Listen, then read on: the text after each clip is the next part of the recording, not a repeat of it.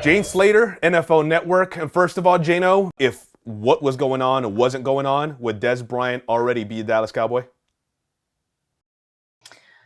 You know, it's hard to say. I know the Cowboys, they do still have a good relationship with him. And I do know that when Dez told me that Stephen Jones didn't tell him no, Stephen Jones responded to his text message. He felt encouraged by it. Stephen Jones is sort of a no-nonsense type guy. He would have been the type that has said, hey, Dez, great to hear from you, guy. Like, we loved having you in the organization. You'll always be part of the family. We wish you the best of luck, but we've moved on. He didn't say that. And so while I don't know that I would assign a percentage of whether I think Dez is going to be the guy or not, someone did bring up an interesting point this morning. Given what we know about, I mean, this is just based on statistically, rookie receivers don't make a significant impact in their first year. And now you really aren't getting a handle on some of these guys by seeing them at your workout facility or getting the medical. Do you go with the devil that you know, at least for the season? Do you give him a contract like you just did Aldon Smith? No guaranteed money. There's going to be incentive-based pay. Do you protect yourself?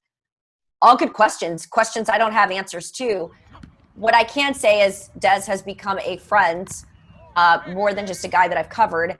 And I haven't seen him this mentally strong since he was cut by the Dallas Cowboys. And, you know, the biggest thing with him was he kept stopping and starting and stopping and starting. And he admitted recently, I do a podcast for The Herd, Colin Cowherd, and he said that he didn't regret turning down the Ravens or not going to Cleveland because he just mentally wasn't right.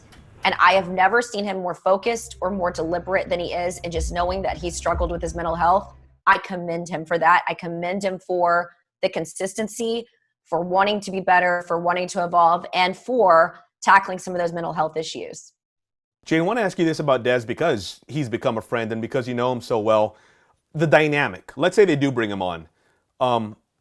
First of all, how's he going to be with Amari Cooper being the guy? And then maybe more importantly than that, because that's purely a pride thing. Or an ego type thing in terms of, you know, who gets how many balls and things along those lines. Do you maybe worry that Dez being on the team impedes Michael Gallup's progress? Because if Dez is on the field, you're going to want to get the ball to Dez Bryant. Even though he's not the Dez of old, for lack of a better term, he's still Dez Bryant. So does that maybe hurt the progression of Gallup? Here's what I would say. I think the situation with Dez would be different than the situation with Jason Witten. It was my understanding that Jason Garrett was a big advocate of Jason Witten staying on the field last year, which I had heard and was told by multiple sources that when they signed Jason Witten last year, we were at Combine, I remember when it broke, that the building was split. In other words, a lot of people thought Blake Jarwin, who in the final regular season game against the Giants had 3 touchdowns, that was the guy. You develop him, and then you had Jeff Swain.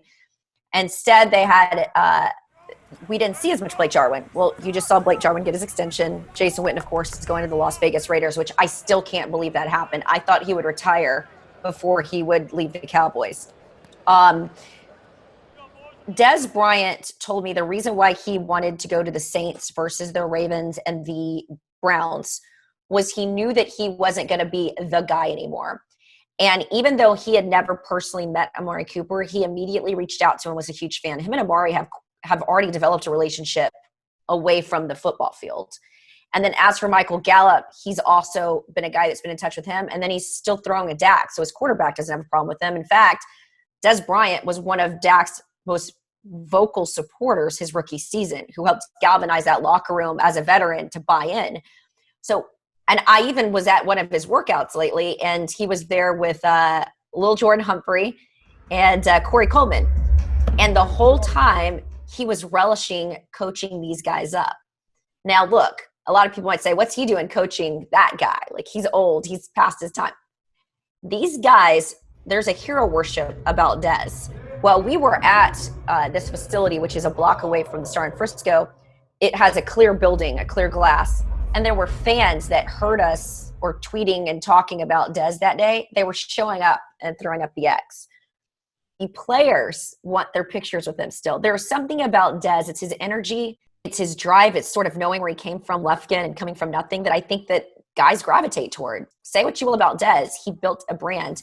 And so I don't see him coming in there and being a problem. I don't see him having a problem with being just a red zone threat. So I think if there's a clear understanding of that, and I think you have more of a disciplinarian type coach like Mike McCarthy, again, if you can get a contract with no guaranteed money, and I've talked to Dez, he's interested in just coming back for an opportunity, specifically with the Dallas Cowboys, why wouldn't you?